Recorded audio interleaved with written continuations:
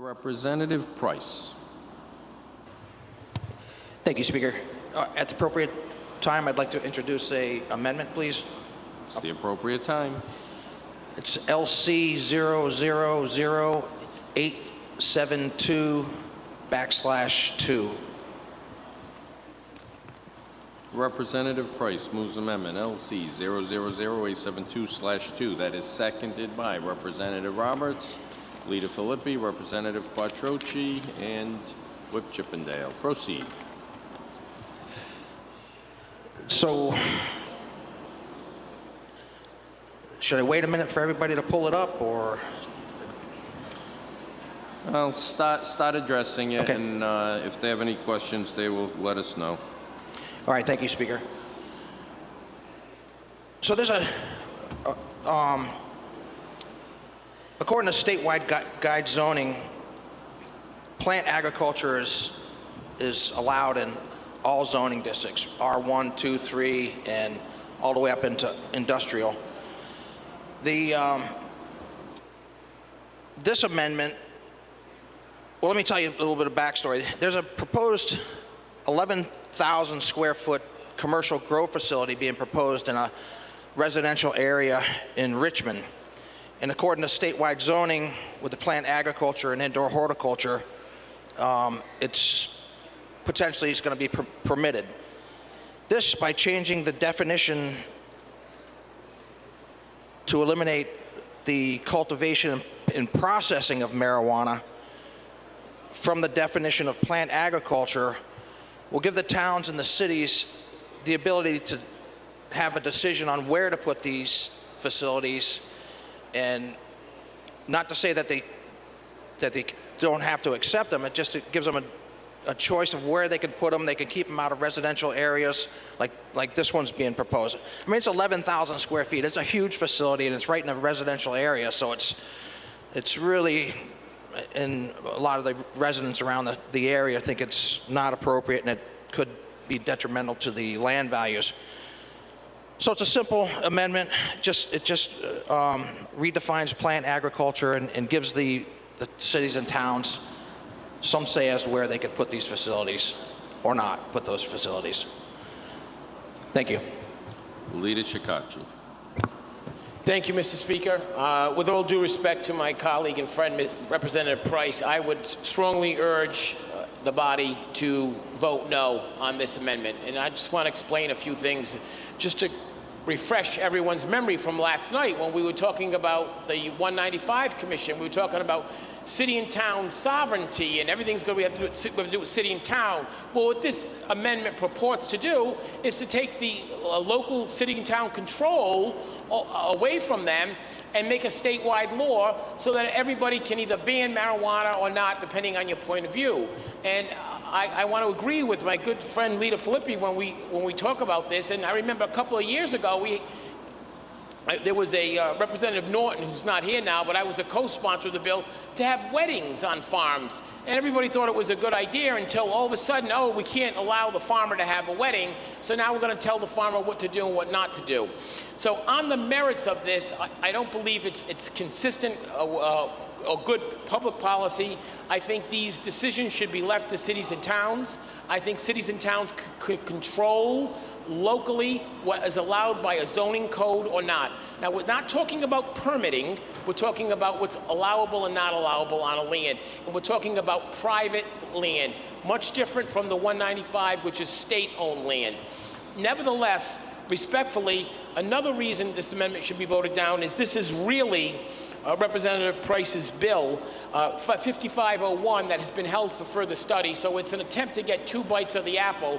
That bill is still alive, it's still pending in committee, and you're going to subvert the whole committee process by, in essence, sticking this bill as part of the budget. So for those reasons, Mr. Speaker, ladies and gentlemen of the House, I urge defeat of this amendment. Thank you. Thank you, Leader. I have 4 lights. I think 3 of them were lit before the amendment. So could you all please clear the board unless you're on the amendment so I know who's on the amendment. Lee de Filippi. Thank you, Mr. Speaker, and thank you, Lita Chakashi. I feel a little bit like Alice in Wonderland having you speak about municipal sovereignty But I don't think that your analysis is correct, and respectfully, I'll explain why. This amendment doesn't take away municipal sovereignty. This actually amends our state zoning statute, which in itself takes away municipal sovereignty, because it says that plant agriculture is allowed in all zones, meaning that cities and towns can't restrict where plant agriculture can be. What this amendment does is say to that state law, okay, plant agriculture can be anywhere, but we're going to exclude marijuana from the definition of plant agriculture so that towns have the ability to regulate it and not be subject to this restriction on their ability to zone plant agriculture. So I think this actually does preserve municipal sovereignty, and because it does, Lita Chakashi, I know we'll have your support. Thank you very much. Lita Chakashi. Thank you. I always enjoy a spirited debate with my colleague. However, we don't have a state zoning code. If you do, I have never seen one. If you're talking about comprehensive plans, it's different. But what you're doing now is you're trying to define by this amendment what is allowable, what is not allowable. We have comprehensive plans and use plans. Those are living, breathing documents. There's a presumption of validity. Each city and town can define what's allowable and what's agricultural or not. So the best way to do this is respectfully, if you don't like marijuana in the town of Richmond, the town council should ban it as an agricultural use. There are many different uses. We talked about solar a couple of years ago. Solar in some particular cases is defined as an industrial use. Others consider it a renewable energy use. So it's all over the map. And I suspect that marijuana is the same way. But these decisions onto what's allowable and what's agricultural should be defined locally. And they could be banned locally, and they could be allowed in certain zonings. The town of Johnston has special zonings regarding the resource recovery area and the landfill. These decisions regarding allowable uses on privately owned land should be made locally. Thank you very much. And for those reasons, I again urge defeat of this amendment. Representative Kislak. Hi, yes, thank you. I rise in opposition to this amendment. I too feel like Alice in Wonderland right now.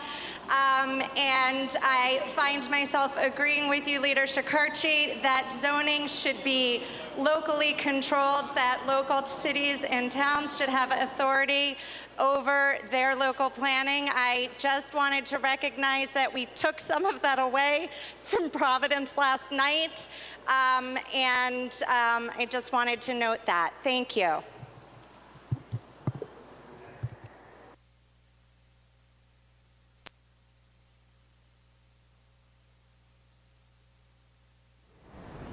Whip Edwards.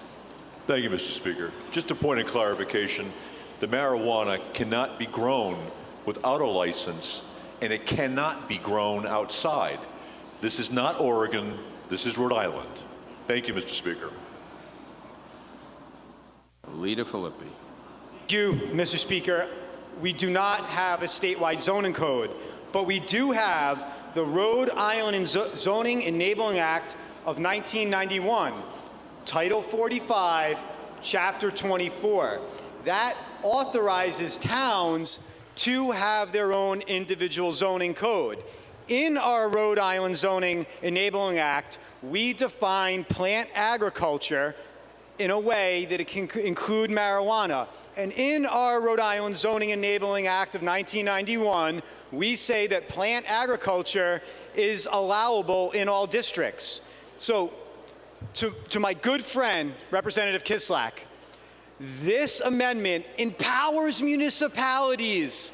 This amendment does not restrict municipalities. The current law, which we are seeking to amend, restricts municipalities. This amendment says, okay, we have all these restrictions, Mr. Municipality, but we're going to exclude marijuana from plant agriculture so you can regulate it. So all the arguments for municipal sovereignty, I hope after my colloquy here, all the people who are defending local zoning, you must support this amendment so we are not restricting towns.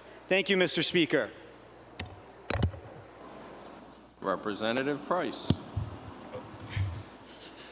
Thank you, Speaker. This amendment comes from the town solicitor. We worked on this because of the situation that we're in the town of Richmond. And it's not that we don't want marijuana, because we already have an 8,000 square foot grow facility, but it's located in an industrial area. Because not only is it the one that's being proposed in a residential R3, just adjacent to a $300,000 home, these places at 11,000 square feet, they have parking for 32 parking spaces. They got lights, they got loading docks, they're processing.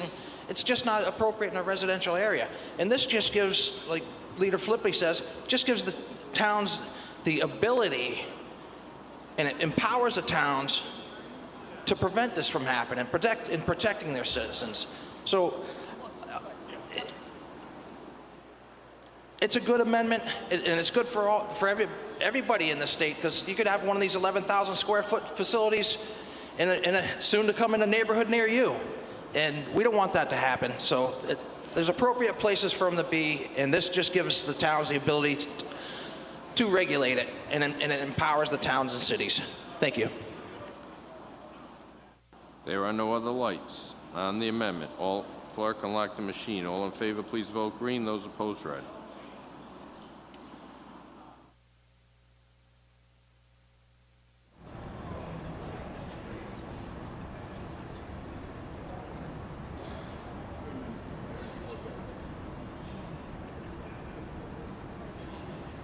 Clerk, lock the machine. 15 in favor, 53 opposed. The amendment fails.